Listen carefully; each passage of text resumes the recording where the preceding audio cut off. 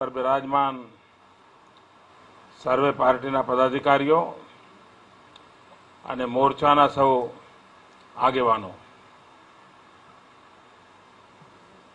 એક વિચાર ચાલતો હતો કે બધા મોરચાઓની એક સંયુક્ત બેઠક કરીએ, પણ મને થયું કે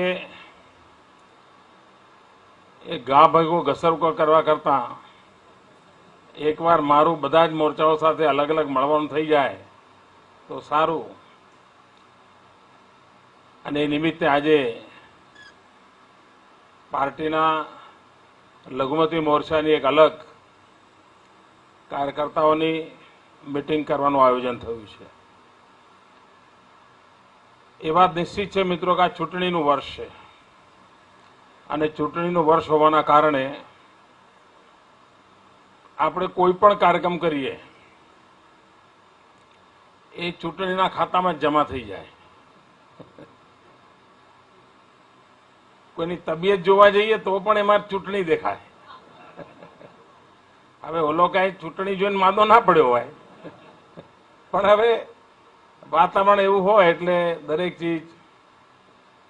આપણી પાર્ટીમાં સંગઠનનું કામ નિરંતર ચાલનારી પ્રક્રિયા છે. ચૂંટણી હોય તો પણ ચાલતું હોય છે, ચૂંટણી ન હોય તો પણ ચાલતું હોય છે. અને કદાચ આખા દેશમાં લોકશાહી પદ્ધતિથી પોલિટિકલ પાર્ટીનું આટલું ઉત્તમ સંગઠન કોઈ ચાલતું હોય તો એ સિર્ફ ભારતીય જનતા પાર્ટીનું ચાલે છે.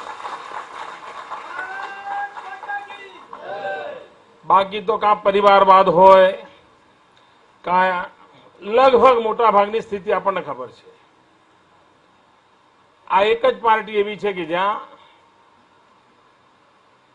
નિયમિતપણે સંગઠનની રચના થાય છે, સંગઠનની આંતરિક ચૂંટણીઓ થાય છે, સામૂહિક પ્રક્રિયામાં નિર્ણયો કરવાય છે.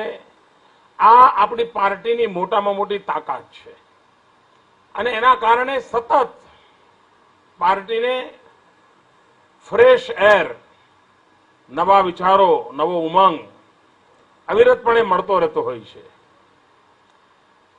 આજે મિત્રો સલાયાના મિત્રો ભારતીય જનતા પાર્ટીમાં પ્રવેશ કર્યો. એક પ્રકારે આખી નગરપાલિકા ભારતીય જનતા પાર્ટીમાં જોડાઈ ગઈ. જે મિત્રોએ ભારતીય જનતા પાર્ટીમાં પ્રવેશ કર્યો છે એ બધાનું હું સ્વાગત કરું છું. અને આ માત્ર ચૂંટાયેલા પ્રતિનિધિઓએ નહીં, આખા સલાયા ગામે ભાજપ પ્રવેશ કર્યો છે. અને ભારતીય જનતા પાર્ટી એ માત્ર મેમ્બરશીપ પર લિમિટેડ પાર્ટી નથી. ભારતીય જનતા પાર્ટી આખો પાયો રિલેશનશીપ પર ચાલે છે, સંબંધો પર ચાલે છે,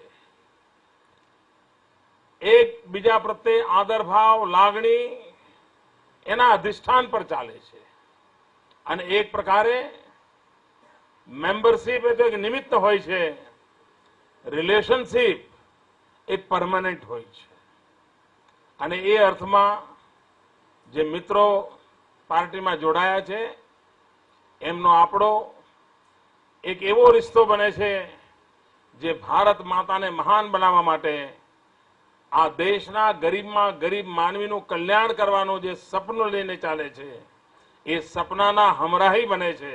અને એ અર્થમાં હું એમને આવકારું છું. એમની શક્તિ પ્રજાકીય હિતના લક્ષ્યાંકોને પૂર્તિ કરવા માટે એક શક્તિ રૂપે કામ આવશે એવો મને પૂરો ભરોસો છે. ભાઈઓ બહેનો, લઘુમતી મોરચામાં કામ કરનાર કાર્યકર્તાઓ માટે ભારતીય જનતા પાર્ટીનું કામ કરવું કેટલું અઘરું હશે એનો મને પૂરો અંદાજ છે. સામાન્ય કાર્યકર્તાઓ માટે એટલું મુશ્કેલ નથી હોતું. દાખલા એક જમાનો હતો જનસંઘના જમાનામાં કે ભારતીય જનતા પાર્ટીને દલિત સમાજની અંદર જવું હોય તો બહુ તકલીફ પડતી. આજથી 30-35 વર્ષ પહેલા તો ક્યારેક કોઈ એક સમય હોય છે, પણ ઘણીવાર કેટલાક ભ્રમ ફેલાયેલા હોય છે અને ભ્રમને કારણે સામાન્ય માનવીના મનમાં અમુક બાબતો સ્થિર થઈ જતી હોય છે. કેટલાક ભ્રમ આજે પણ ચાલે છે. દાખલા તરીકે કેટલાક લોકો જે જનસંઘના જમાનાથી લખતા આવ્યા હશે એ આજે પણ એવું લખે કે ભાજપ એટલે મહિલા વિરોધી પાર્ટી, માત્ર પુરુષ પ્રધાન પાર્ટી એવું લખે. પણ મિત્રો, મારે ગર્વ સાથે કહેવું છે કે હિન્દુસ્તાનની પાર્લામેન્ટમાં એક સમય હતો સૌથી વધારે મહિલા એમપીઓ બીજેપીના હતા. આજે પણ ગુજરાતની વિધાનસભામાં સૌથી વધારે મહિલા એમએલએ બીજેપીના છે. પણ માન્યતા આવી એક છબી બનાવી દીધી હોય. એ છબીને સુધારવા માટે, કારણ કે એમને પોતાનું થૂકેલું ચાટવું પડે એટલે તકલીફ પડતી હોય છે અને એટલા માટે સુધારો કરવા તૈયાર નથી. મને સ્મરણ છે, હું 97-98 ની શાયદ ઘટના હશે, ભારતીય જનતા પાર્ટીના મેનિફેસ્ટો પર અને એમાં બીજેપી મહિલાઓ માટે શું વિચારે છે એની એક વ્યાપક ચર્ચા અમેરિકામાં થયેલી અને એ વખતના ભારતીય જનતા પાર્ટીના નેતાઓ પર અમેરિકાના સ્ત્રીવાદી જે સંગઠનો હતા એમણે અભિનંદનની વર્ષા કરેલી કે આટલું ફોરવર્ડ લુકિંગ કોઈ પોલિટિકલ પાર્ટીનું મેનિફેસ્ટો હોય જે મહિલાઓના કલ્યાણ માટે આવો વિચાર કરતો હોય, જેનું ક્યારેક જવલે જ કોઈ વિચાર કરી શકે, આ કામ ભારતીય જનતા પાર્ટીનું. પણ છબી જુદી. ભારતીય જનતા પાર્ટીની એક છબી એવી કે આ તો ઉત્તર ભારતની પાર્ટી છે, હિન્દી ભાષી પાર્ટી છે, એનું બીજે કાંઈ કશું છે જ નહીં. આ લાંબા વર્ષો સુધી આ પ્રકારનો ભાવ ચાલ્યો. હકીકત એવી છે કે ભારતીય જનતા પાર્ટી આખા હિન્દુસ્તાનના ખૂણે ખૂણામાં છે. અનેક જગ્યાઓ તો આજે જ્યાં કોંગ્રેસ જેવી 125 વર્ષ જૂની પાર્ટી નથી ત્યાં ભારતીય જનતા પાર્ટી છે. એવા આ દેશના અનેક ક્ષેત્રો છે. હવે ગુજરાત હિન્દી ભાષી બેલ્ટમાં નથી, મહારાષ્ટ્ર હિન્દી ભાષી બેલ્ટમાં નથી, ગોવા હિન્દી ભાષી બેલ્ટમાં નથી, જ્યાં ભાજપની સરકારો બનેલી છે. ઓરિસ્સા ભાજપ સરકારમાં ભાગીદાર રહેલું છે. તમિલનાડુ ભારતીય જનતા પાર્ટીએ પોતાનો ઝંડો કાઢેલો છે. કેરળ આજે પણ ત્યાંની તાલુકા પંચાયત, જિલ્લા પંચાયત, નગરપાલિકાઓની અંદર ભારતીય જનતા પાર્ટી દમ સાથે ઉભી હોય છે. છતાં છબી એવી.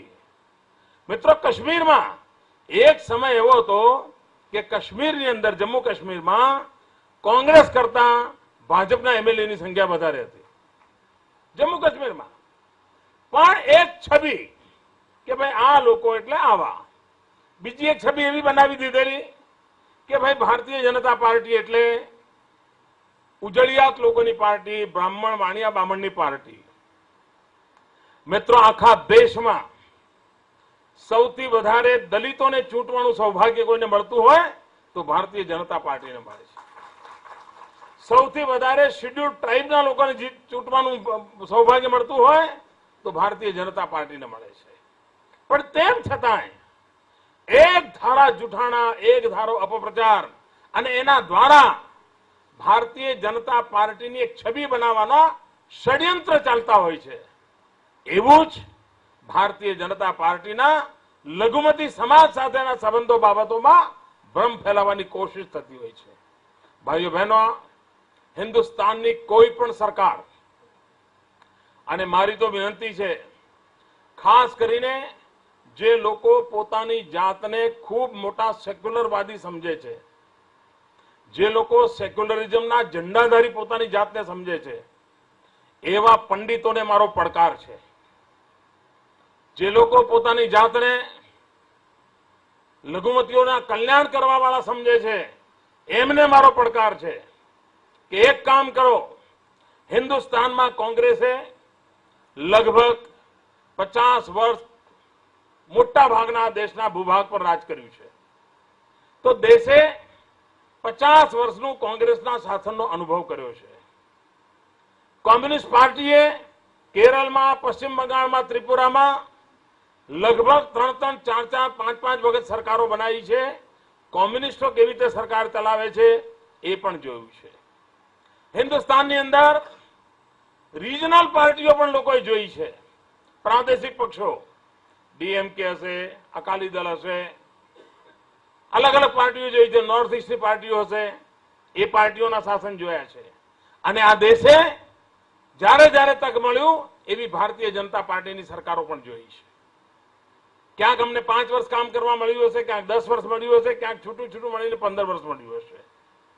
હું આ પોલિટિકલ પંડિતોને ચેલેન્જ કરું છું કે તમે ઈમાનદારીપૂર્વક એક 5, 10 કે 15 ક્રાઇટેરિયા નક્કી કરો અને કઈ સરકારમાં લઘુમતીના કલ્યાણનું સાચ અર્થમાં કામ થયું છે. કોંગ્રેસે 50 વર્ષમાં શું આપ્યું, કોમ્યુનિસ્ટો એમના શાસનમાં શું આપ્યું, પ્રાદેશિક પક્ષો એમના શાસનમાં શું આપ્યું અને ભારતીય જનતા પાર્ટીએ શું આપ્યું. હું દાવા સાથે કહું છું મિત્રો, દાવા સાથે હિન્દુસ્તાનમાં લઘુમતીઓનું સાચ અર્થમાં કલ્યાણ ક્યાંય થયું હોય તો માત્ર ને માત્ર ભારતીય જનતા પાર્ટીની સરકારોમાં થયું. પણ ભારતીય જનતા પાર્ટીને તુષ્ટિકરણની રાજનીતિ મંજૂર નથી અને તુષ્ટિકરણની રાજનીતિ એ જ આ દેશના લઘુમતી સમાજને પછાત રાખ્યો છે, એને સંકુચિત રાખવા માટેનું કામ કર્યું છે. અમારો મત છે કે હિન્દુસ્તાનમાં કોઈ પણ સંપ્રદાયનો વ્યક્તિ ક્યાં ન હોય, આ બધાને મુખ્ય ધારામાં વિકાસ માટેની તક મળવી જોઈએ. કોઈને કિનારા કરવાની આવશ્યકતા ન હોવી જોઈએ, ન એવો પ્રયાસ હોવો જોઈએ. બધાને મુખ્ય ધારાની અંદર જોડીને વિકાસની યાત્રાને આગળ ધપાવવી જોઈએ. પરંતુ કેટલાક લોકોને વિકાસ કરવો નથી તો સહેલામ સહેલું શું કે બીજાની સામે ભડકાવો એટલે કશું ન કરો તો મેળ પડી જાય. આ પોલિટિકલ પાર્ટીઓએ માત્ર ને માત્ર લઘુમતી સમાજને ભડકાવવા સિવાય કોઈ કામ કર્યું નથી મિત્રો.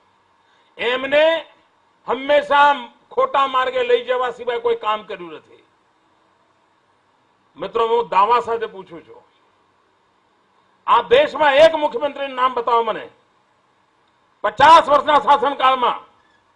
એક મુખ્યમંત્રી, એક, વધારે નથી કહેતો. આ દેશમાં એક એક રાજ્યમાં 12, 15 મુખ્યમંત્રીઓ થયા હશે. આ દેશની અંદર 400 જેટલા પૂર્વ મુખ્યમંત્રીઓ હશે હિન્દુસ્તાનમાં. આ 400 મુખ્યમંત્રીઓના કાર્યકાળ બતાવો મને. કોઈ મુખ્યમંત્રી છે કે જેણે ગરીબના ઘરે જઈને તમારી દીકરીને નિશાળે ભણવા મોકલો એના માટે આંગળી પકડીને નિશાળે લઈ ગયો હોય એવો એક મુખ્યમંત્રી મને બતાવી દો ભાઈ. અને જ્યારે ગરીબની વાત કરીએ છીએ, ગરીબ છે કોણ, અભણ છે કોણ, શિક્ષણ પહોંચ્યું નથી કોણે? આ જ સમાજના લોકો છે જે લોકો આ બધાથી વંચિત રહી ગયા હતા. અને મારે ગર્વ સાથે કહેવું છે કે ગુજરાત સરકારના શાસન દરમિયાન 100% બાળકોને જેની ભણવાની ઉંમર છે એને નિશાળનો દરવાજો બતાવવાનું કામ આ સરકારે કર્યું છે. 100%. હવે 100% કહીએ તો એમાં લઘુમતી સમાજ આવે કે ના આવે ભાઈ? આવે. પણ કોંગ્રેસ વાળા હોય તો શું કે અમે લઘુમતીઓ માટે આમ કર્યું. હું શું કહું છું, અમે ગુજરાત માટે આ કર્યું. મિત્રો, એપીઝમેન્ટની રાજનીતિએ 5-50 નેતાઓનું ભલું કર્યું છે, ન સમાજનું ભલું કર્યું છે, ન દેશનું ભલું કર્યું છે. અને એટલા માટે તુષ્ટિકરણની રાજનીતિ આ દેશનું ક્યારે ભલું નહીં કરે.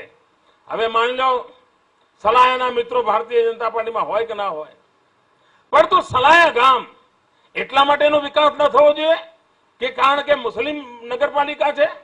ન ચાલે. બધી જ નગરપાલિકાનો વિકાસ થાય એને પણ અવસર મળ્યો અને પ્રમુખે મને કહ્યું આવીને, સાહેબ તમે જેમ ગુજરાત બદલ્યું ને એમ અમારે સલાયા બદલવું છે અને એટલા માટે અમે તમારી પાસે આવ્યા છીએ. આ ભૂમિકા છે અમારી. સૌનો સાથ, સૌનો વિકાસ, આનો મતલબ જ અમારો આ છે કે અમે આ પ્રકારનું પરિવર્તન લાવીએ છીએ. ભાઈઓ બહેનો, એ વાત તો માનવી પડશે કે આ દેશમાં આજે પણ કોંગ્રેસે આટલી બધા વોટ બેંકો ઉભી કરી આટલી બધી તમારી વાહવાહી કરવા માટેની કોશિશો કરી લઘુમતી સમાજની, છતાં પણ એ માનવું પડે કે ગરીબીની રેખા નીચે જીવનારો મોટો સમાજ આ છે, માનવું પડે. આજે પણ મુશ્કેલીઓમાં જીવે છે, માનવું પડે. ભાઈઓ બહેનો, ઇન્દિરા ગાંધીનો એક કાર્યક્રમ ચાલતો હતો, 20 મુદ્દાનો કાર્યક્રમ. એમાં ગરીબોના લાભાર્થી યોજનાઓ ચાલતી હતી. ઇન્દિરા ગાંધીના ગયા પછી પણ બધી જ સરકારોએ કાર્યક્રમ ચાલુ રાખ્યો. નરસિંહ રાવની સરકારે પણ ચાલુ રાખ્યો, અટલજીની સરકારે પણ ચાલુ રાખ્યો અને મનમોહનસિંહજીની સરકારે પણ બધાએ ચાલુ રાખ્યો. કારણ ગરીબોની ભલાઈ માટેનું કામ હતું. દર 3 મહિને ભારત સરકાર એનો હિસાબ કરે છે કે ભાઈ કયું રાજ્ય આ ગરીબોની ભલાઈ માટે સારું કામ કરે છે, એનો હિસાબ કિતાબ કરે છે. ભાઈઓ બહેનો, આ ગરીબોમાં મુસલમાન સમાજ પણ છે, મોટી પ્રમાણમાં મુસલમાન સમાજ છે. પરંતુ મારે દુઃખ સાથે કહેવું જોઈએ કે ભારત સરકાર પોતે, હું ગયા 10 વર્ષથી આંકડા બરાબર જોઉં છું, ભારત સરકારના પોતાના આંકડા કહે છે કે 20 મુદ્દા અમલીકરણમાં હિન્દુસ્તાનની અંદર ગુજરાત હંમેશા પહેલા નંબર રહે છે અને પહેલા 5 જે આવે છે, પહેલા 5 રાજ્યો આવે છે, એમાં એક પણ કોંગ્રેસનું રાજ નથી આવતું, એક પણ નહીં. તો તમે ભાઈ ગરીબોના નામે કોતો પણ નથી કરતા, ગરીબોમાં લઘુમતી ગળો એનું પણ ભલું નથી કરતા. હમણાં પ્રધાનમંત્રીએ એક 15 મુદ્દાનો કાર્યક્રમ ડોક્ટર મનમોહનસિંહજી આપ્યો છે માઇનોરિટીના ભલા માટે. આ 15 મુદ્દાના કાર્યક્રમનું મોનિટરિંગ ભારત સરકાર કરે છે અને એમાં જેની ઉત્તમ કામગીરી હોય એને ગુડ આપે છે, જેની મધ્યમ કામગીરી હોય એને ફેર આપે છે અને જેની થર્ડ ક્લાસ કામગીરી હોય એને પુઅર આપે છે. ભાઈઓ, તમને જાણીને આઘાત લાગશે, પ્રધાનમંત્રીનો 15 મુદ્દાનો કાર્યક્રમ, લઘુમતી માટેનો કાર્યક્રમ, જે કોંગ્રેસને ખોબલે ખોબલે વોટ આપવા માટે લઘુમતી માટે ટેવ પડેલી છે, એ લઘુમતીઓના પુઅર જે રાજ્યો છે, પુઅર પરફોર્મન્સમાં એમાં 18 રાજ્યો છે, 18, અને એમાં મોટા ભાગના કોંગ્રેસના છે, મોટા ભાગના કોંગ્રેસના છે. અને મારે ગર્વ સાથે કહેવું છે, જેને ગુડ મળ્યું છે એમાં ગુજરાત છે. દોસ્તો, ઉત્તમ કામગીરી કરવા માટે ગુજરાતનું નામ છે. કારણ અમારે એપીચમેન્ટ ની કરવી, રાજનીતિ કરવી જ નથી, હવે કરવા દેવાના નથી. અમારે સૌના કલ્યાણની વાત કરવી છે. કોઈ પણ નાગરિક આ દેશનો હોય એનું કલ્યાણ એ રાજ્યની જવાબદારી છે. એને એના જીવનમાં વિકાસ કરવાની તક મળે એ રાજ્યની જવાબદારી છે અને એ ભૂમિકાથી રાજ્ય કામ કરે એ જ સાચો રાજધર્મ છે. અને એ રાજધર્મ નિભાવવામાં આજે ગુજરાતે આખા હિન્દુસ્તાનમાં પહેલ કરી છે. ભાઈઓ, પહેલ કરી બતાવી છે. કાયદો અને વ્યવસ્થા, આજે આ કાયદો અને વ્યવસ્થામાં કોઈ પણ મુસીબત આવે તો મુશ્કેલી કોને પડે ભાઈ? સૌથી વધારે ટાળ પડે તો મરે કોણ? ગરીબ. સૌથી વધારે તડકો પડે મરે કોણ? ગરીબ. બધી મુસીબતો એના ત્યાં જ આવે. અને આ ગરીબમાં મોટો તબકો કયો? લઘુમતી સમાજ. આ સહન કોણ કરે? હુલ્લડો થાય, કરફ્યુ આવે, ભૂખે કોણ મરે? ગરીબ માનવી. રિક્ષા બંધ થઈ જાય 3 દાડા, ભૂખે કોણ મરે? આ કોણ છે ગરીબ માનવી? આ પાનના ગલ્લા વડે કોણ ગરીબ માનવી છે? 10 વર્ષ થયા ગુજરાતે જે શાંતિનો અનુભવ કર્યો છે, જે મિત્રો ગયા 100 વર્ષના ઇતિહાસમાં નથી કર્યો. આ રાજ્યનો ઇતિહાસ 1736 થી આ રાજ્યનો ઇતિહાસ છે. કોઈ દશકો એવો નથી ગયો, કોઈ દશકો કે જ્યારે માથા કાપવાના કામો ના થયા હોય. પહેલી વાર ઇતિહાસમાં આ દશકો એવો છે કે જેમાં ક્યાંય કર્ફ્યુનું નામો નિશાન નથી અને ગરીબ માણસ રોજી રોટી કમાતો થયો છે. ભાઈઓ, વિકાસના જે આંકડા છે ને, એ આંકડા જોવા જેવા છે મિત્રો, અને કોઈને પણ અચરજ કરે એવા આંકડા છે. અને એકવાર એટલે જ હું ચેલેન્જ કરું છું મિત્રો કે જો આ દેશને એક રાખવો હશે, આ દેશને આગળ લઈ જવો હશે, તો રસ્તો ગુજરાતે જે બતાવ્યો છે એ જ રસ્તો કામ આવવાનો છે અને આ દેશના લોકોએ ગુજરાતના મોડેલની જે ચર્ચા આદરી છે એની બારીકીઓને સમજવાની આવશ્યકતા છે. એની બારીકીઓને સમજે તો એમને ખબર પડશે. ભાઈઓ આપ જુઓ, સાક્ષરતાનો દર, સાક્ષરતાના દરમાં ભારતની એવરેજ છે 59%. આ દેશમાં મુસલમાનોમાં સરેરાશ શિક્ષણ આખા દેશમાં 59% છે. મિત્રો, મારે ગર્વ સાથે કહેવું છે, જે ગુજરાતની અંદર ભારતીય જનતા પાર્ટીનો ઝંડો ફહેરે છે એ ભારતીય જનતા પાર્ટીમાં રાજ્યમાં એ ટકાવારી છે 73.5%. ભાઈઓ બહેનો, ગ્રામીણ ક્ષેત્રમાં હિન્દુસ્તાનમાં મુસ્લિમ શિક્ષણ છે 43%. ગ્રામીણ વિસ્તારમાં આખા દેશમાં. ભાઈઓ બહેનો, ગુજરાતમાં એના કરતા 14% વધારે છે. 57% ગુજરાતની અંદર છે. હિન્દુસ્તાન કરતા આપણે આગળ છીએ. ભાઈઓ બહેનો, હિન્દુ બાળકોનું શિક્ષણ, એની સામે ગુજરાતમાં મુસ્લિમ બાળકો 1% પણ પાછળ નથી. જેટલો લાભ હિન્દુ બાળકોને મળ્યો છે એટલો જ લાભ મુસ્લિમ બાળકોને મળ્યો છે. અમે મુસલમાનોના નામની માળા જપીને વોટ બેંક કરીને ભાગલા પાડવાની કોઈ કોશિશ નથી કરી. તેમ છતાં પણ ધરતી પર કામ કેવી રીતે થાય છે એ આપણી પાર્ટીએ કરી બતાવ્યું છે.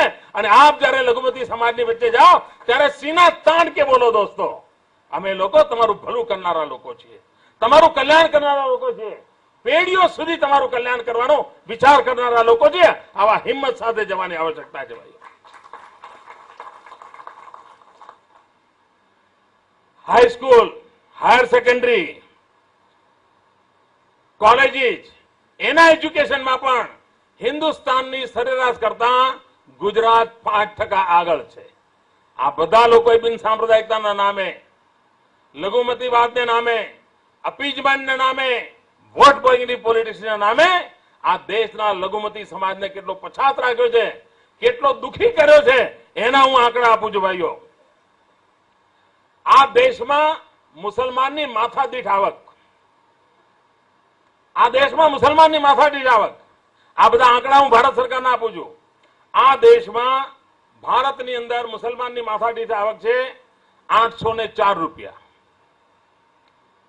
જે પશ્ચિમ બંગાળ એક ચક્રી કોમ્યુનિસ્ટોના રાજમાં હતું અને બિન સાંપ્રદાયિકતાનો ઝંડો લઈને ફરવા વાળા લોકો હતા, અને જ્યાં આગળ 24% મુસ્લિમ પોપ્યુલેશન છે પશ્ચિમ બંગાળમાં, એ પશ્ચિમ બંગાળની અંદર માથાદીઠ આવક હિન્દુસ્તાનની એવરેજ 804, એમની એવરેજ આવે છે 748. દેશની એવરેજ કરતા પણ આ બધા બિન સાંપ્રદાય નામે હવારહાજ ભાષણ જાળવા વાળાના રાજમાં મુસલમાનની સુદશા જેનો આ ચિતાર છે. યુપી, જ્યાં દિવસ રાત આજ ખેલ ચાલે છે, લઘુમતીઓના નામે જ આખી ચૂંટણીઓ લડાય છે, લઘુમતીઓને ખુશ કરવા માટે જાત જાતના ભાત ભાતના જુઠાણા ચલાવવામાં આવે છે, વચનો આપવામાં આવે છે, અને પછી વચનો પાડવાના નહીં અને દુઃખી લોકોને દુઃખી રાખવાના.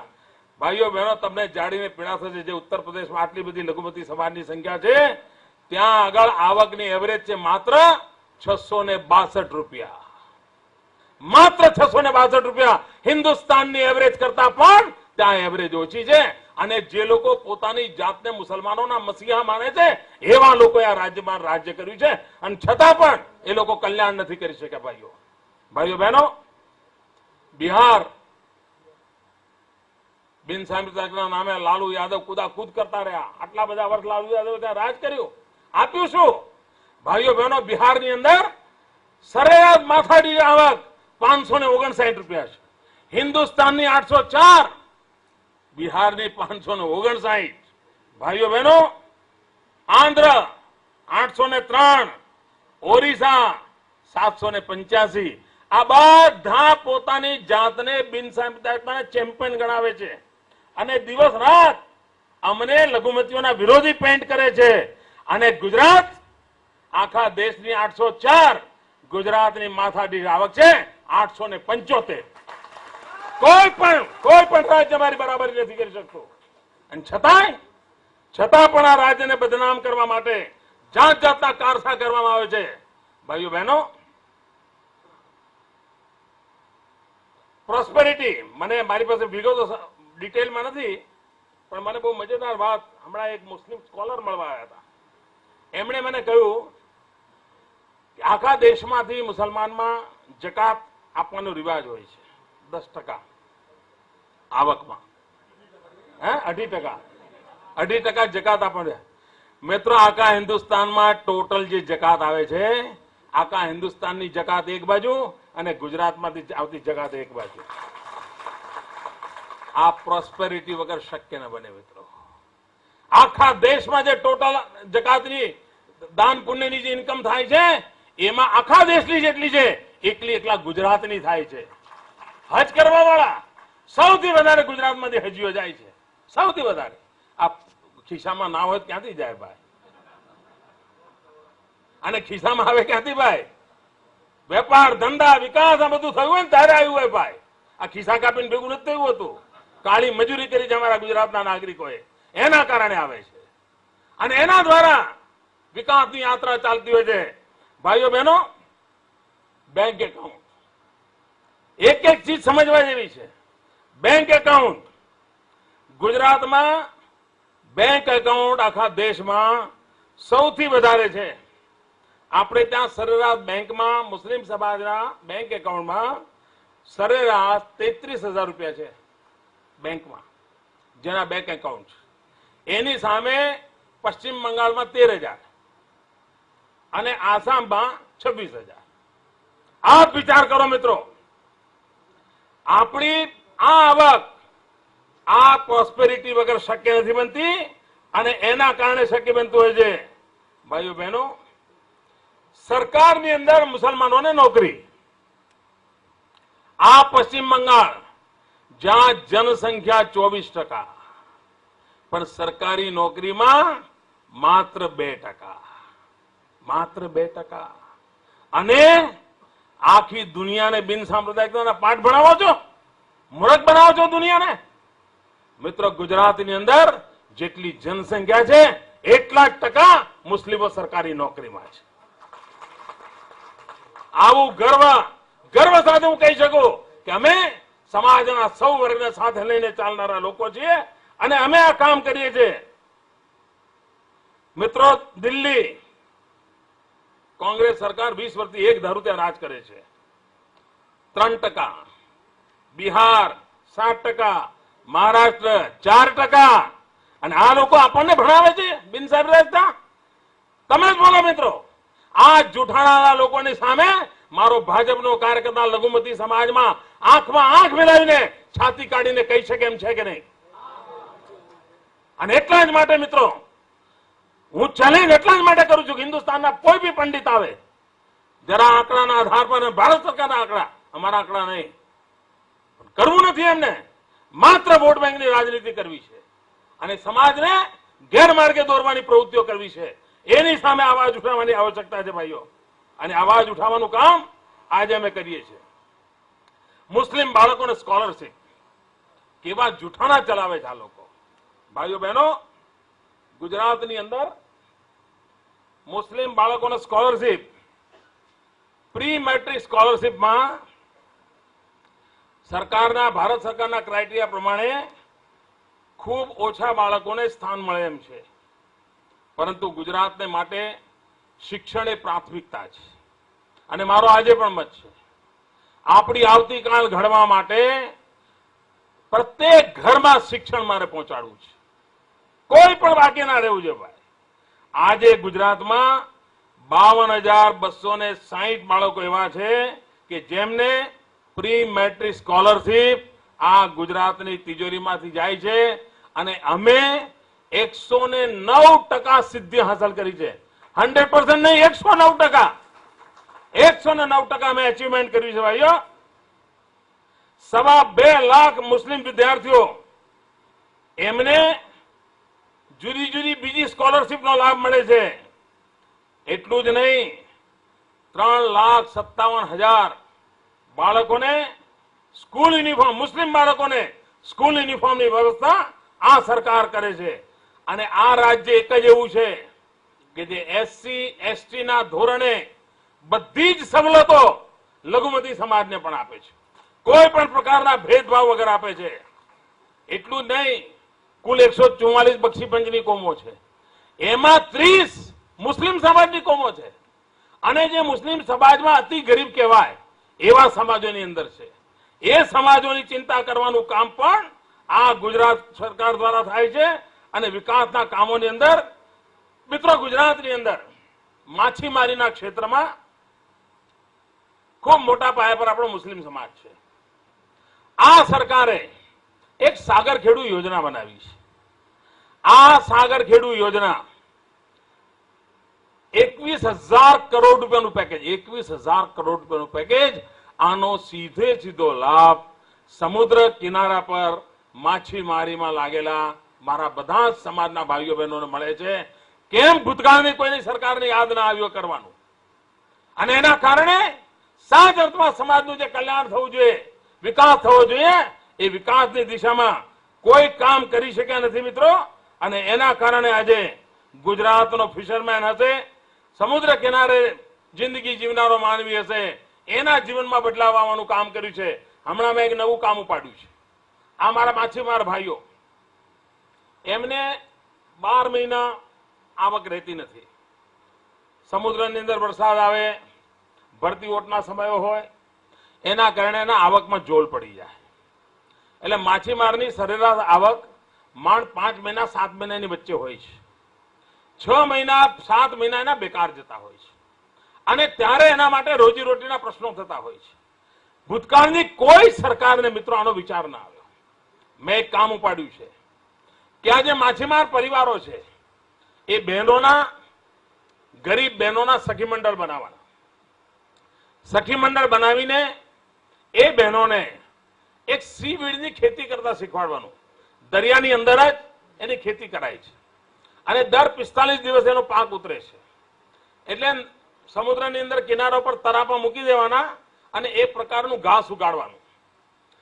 અને દરરોજ એક મૂકવાનો અને 45 દાડા પછી એક ઉપાડતા જવાનું.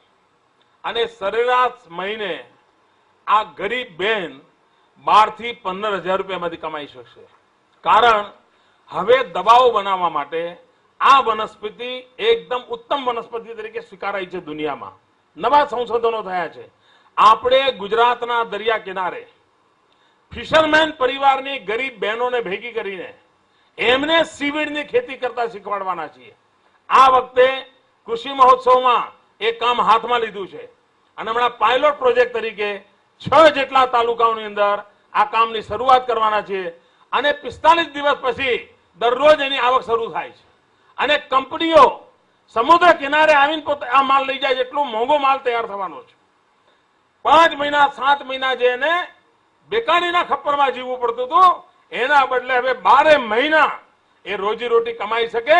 આ સમુદ્ર કિનારાનો મારો ફિશરમેન કમાઈ શકે એની ચિંતા કરી છે અને એના કારણે લાભ થયો છે.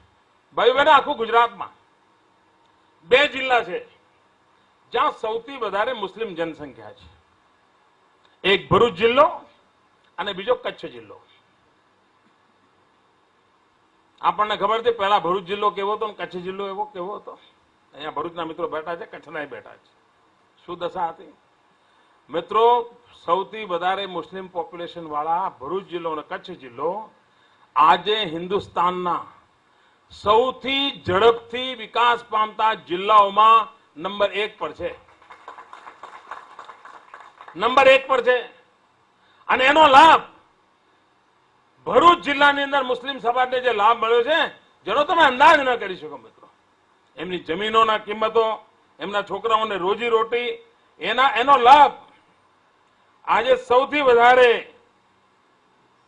આ શહેરોની અંદર, પણ ભરૂચ જિલ્લાના જે શહેરો છે 40% વ્યાપાર મિત્રો મુસ્લિમ બિરાદરોના હાથમાં છે. ભરૂચ જિલ્લાના 4 મોટા નગરોનો 40% વ્યાપાર મુસ્લિમ બિરાદરોના હાથમાં છે. આ રાજ્યની જે વિકાસ યાત્રા છે ને એનો લાભ મળે છે મિત્રો. ભરૂચ જિલ્લામાં ગયા વર્ષે જે કુલ વાહનો ખરીદાયા એમાંથી 25% વાહનો ગાડીઓ માત્ર મુસ્લિમ સમાજે ખરીદી છે. આ રૂપિયા વગર થાય ભાઈ? દિલ્હીથી ચેક આવ્યા હતા? મિત્રો, ગુજરાતનો વિકાસ થયો છે એના કારણે શક્ય બન્યું છે. મિત્રો, ભરૂચ જિલ્લાની અંદર જે પ્રોપર્ટીની લેવેચ થઈ છે એમાં 30% પ્રોપર્ટી ખરીદદાર મુસ્લિમ સમાજ. આ સંપત્તિ વગર શક્ય બન્યું છે, વિકાસ વગર શક્ય બન્યું છે. ભાઈઓ બહેનો, જે જમીનો એને થઈ, કુલ જમીનની 47% જમીનો મુસલમાનો એને કરાવી છે. એનો એને તો રૂપિયાનું ખેતરમાં રૂપિયા વાવ્યા હોય એવું થયું હશે સાહેબ, રૂપિયા વાવ્યા હોય. છતાં પણ આખા દેશમાં મૂર્ખ બનાવવાનું જાણે અભિયાન ચાલી રહ્યું છે. અને હું ડંકાની ચોટ પર કહું છું મિત્રો, વોટ બેંક પોલિટિક્સે આ દેશમાં સૌથી વધારે કોઈનું નુકસાન કર્યું હોય તો લઘુમતી સમાજનું કર્યું છે. એપીચમેન્ટની રાજનીતિએ સૌથી વધારે કોઈને બરબાદ કર્યા હોય તો મુસ્લિમ સમાજને બરબાદ કર્યા છે. અને આ પ્રકારનું વાતાવરણ બનાવીને કેટલાક નેતાઓના તો ઘર બનાવના છે, નેતાઓની ખુરશી સલામત રહી હશે, પરંતુ મુસલમાન સમાજનું કલ્યાણ કરવામાં એ રસ્તો કામ નથી આવ્યો. મુસલમાન સમાજ હોય, હિન્દુ સમાજ હોય, શીખ સમાજ હોય, ઈસાઈ સમાજ હોય, કોઈ પણ સમાજ હોય, સૌનું કલ્યાણ એક જ વાતમાં છે, સૌનો સાથ, સૌનો વિકાસ. એ હોય તો જ ચાલે મિત્રો. કચ્છ જિલ્લો મિત્રો, એનો તો કોઈ હિસાબ જ નથી મિત્રો. આજે માંડવી મિત્રો શિપિંગના દુનિયામાં લગભગ મરણ પથારી પડ્યો હતો. જહાજો બનાવવાનું કામ બધું બંધ પડી ગયું હતું. આ 10 જ વર્ષમાં શિપ બિલ્ડિંગનું કામ ફરી ઉપાડો લીધો અને 45% કારોબાર માત્ર મુસ્લિમ સમાજ પાસે છે મિત્રો, કચ્છ માંડવીની અંદર. અને એક નવી શક્તિ એમને પ્રાપ્ત થઈ છે મિત્રો. કચ્છનું હેન્ડીક્રાફ્ટ આ વખતે જે રણોત્સવ કર્યો આપણે, અને કચ્છને ટુરિઝમની અંદર આખી દુનિયાની અંદર આપણે પોપ્યુલર કર્યું છે, એનો લાભ કોને મળ્યો? ત્યાંના જે હસ્તકલાકારી કરનારા લોકો છે એમને. આ કચ્છના રણોત્સવ લગભગ 25 દિવસનો રણોત્સવ હતો. એ 25 દિવસના રણોત્સવમાં લગભગ 2 કરોડ રૂપિયાના હસ્તકલા કારીગરીની ચીજો વેચાણી. આ કોણ બનાવે છે? 80% કારીગર મુસલમાન છે. 80% કારીગર. અમે કહ્યું નહોતું કે અમે મુસલમાનનું ભલું કરવા કરીએ છીએ. અમે એમ કહ્યું હતું કે અમે ટુરિઝમના માટે કરીએ છીએ, કચ્છના વિકાસ માટે કરીએ છીએ, ગુજરાતના વિકાસ માટે કરીએ છીએ, રણોત્સવ માટે કરીએ છીએ. લાભ કોને મળ્યો? સમાજને લાભ. મિત્રો, દેશ કેવી રીતે ચલાવાય એનો આ નમૂનો છે. એ નમૂનાને લઈને અમે આગળ વધ્યા છીએ અને એના કારણે આજે કચ્છમાં મોટી મોટી રિસોર્ટો ઊભી કરવા પાડ્યા. સમાજની અંદર વિકાસ કેમ કરવો એના ઉદાહરણો છે મિત્રો.